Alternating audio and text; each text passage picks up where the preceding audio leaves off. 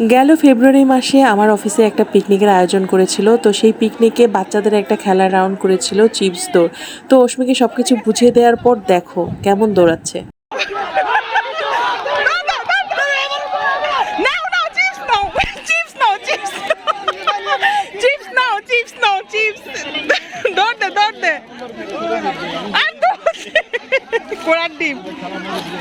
দেখতেই পেলে অস্মি আমার উপরে কতটা গরম হয়ে গিয়েছিল।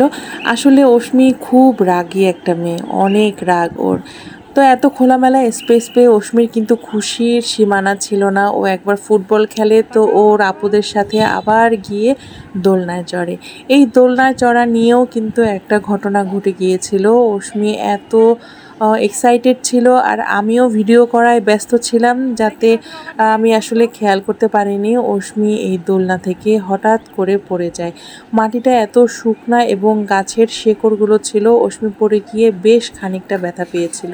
তো যাই হোক, আমি ওকে সান্ত্বনা দিয়ে আদর ঠাদর করে একটু ঠান্ডা করেছি। ঠান্ডা করার পরে ওকে নিয়ে গেলাম কাপ্তাই লেকে বোটে ঘোরার জন্য।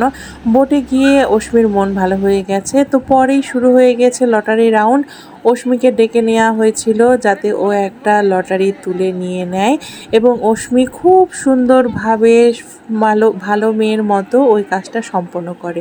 তো লাস্টে আমরা অনেকক্ষণ বোটে করে ঘুরেছি এবং অনেক আনন্দ করেছি। বিশেষ করে অস্মি অনেক অনেক অনেক মজা করেছে। এটাই আমার সবচেয়ে বড় পাওয়া, কারণ আমি অফিস করে সাধারণত অস্মিকে খুব একটা বাইরে নিয়ে যেতে পারি না, খুব একটা সময় দিতে পারি না। তো অস্মি পিকনিক স্পটে গিয়ে যেমন আনন্দ করেছে ঠিক তেমনি আমারও অনেক অনেক ভালো লেগেছে।